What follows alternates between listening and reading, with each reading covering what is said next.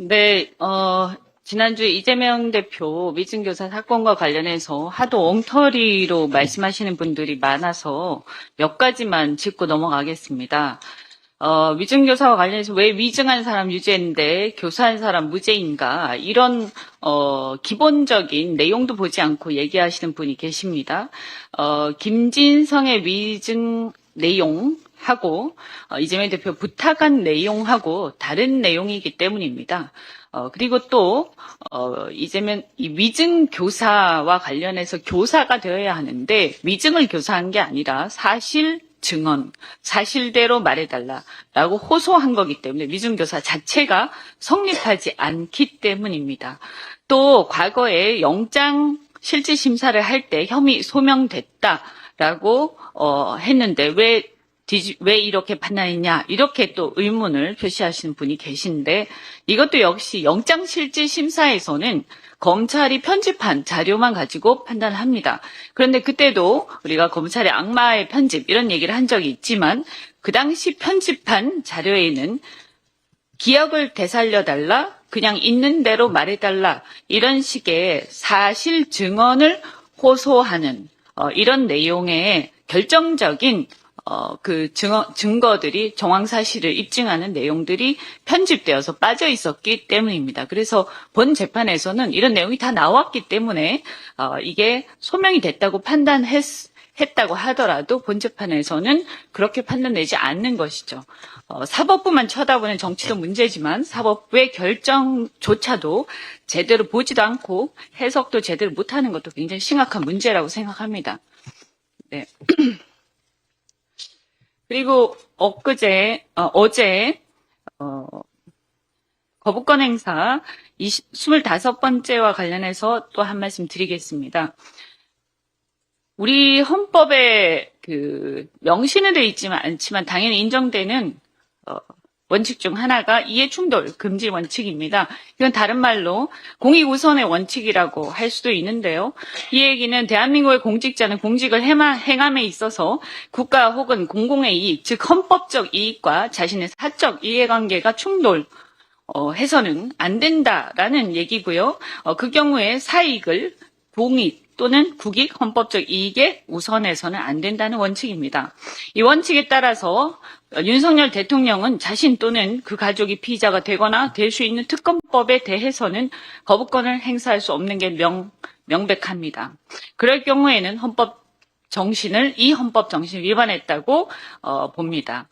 따라서 윤 대통령이 정당한 사유 없이 김건희 특검법에 대해서 거부권을 행사를 했기 때문에 저는 이것이 명백한 위헌이다 이렇게 생각을 하고요.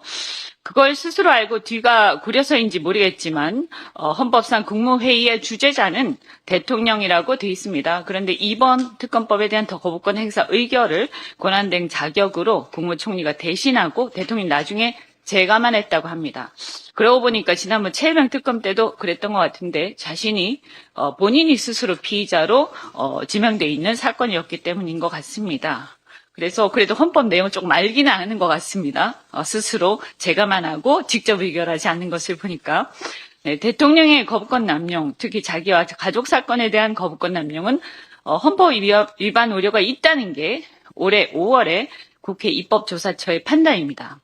그리고 올해 10월에 헌재 연구원 보고서에도 헌법의 내재적 한계라 언급하면서 신중해야 한다고 한 바가 있습니다.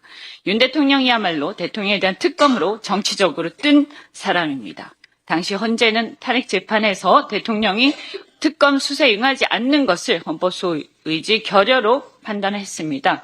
스스로 거울을 보시기 바랍니다.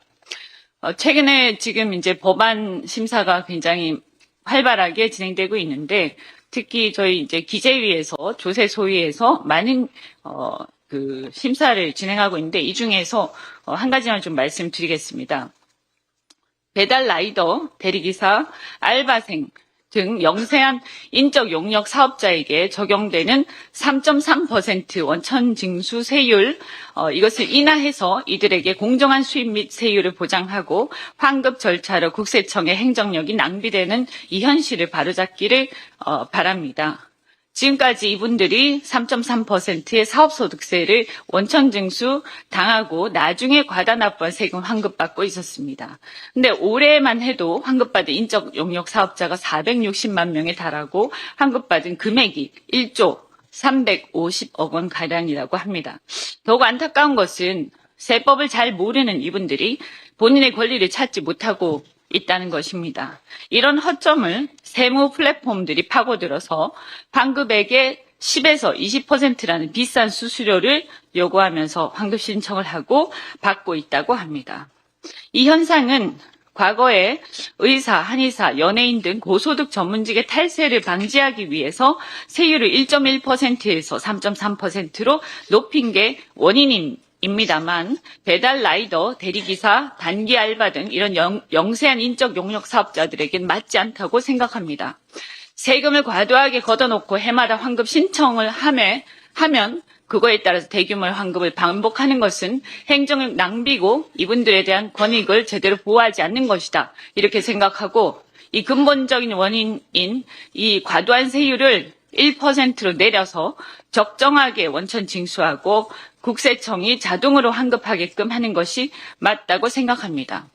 기획재정위원회 조세 소위에서 이 문제가 논의되고 있는데 현재 정부가 내년 세수 부족을 이유로 동의하지 않고 있습니다. 세수 부족 때문에 지금 지역 소멸도 문제고 기금 돌려막기도 문제인데 이런 것들은 고치지 않으면서 막상 필요한 것은 세수 부족을 내세우고 있다고 합니다.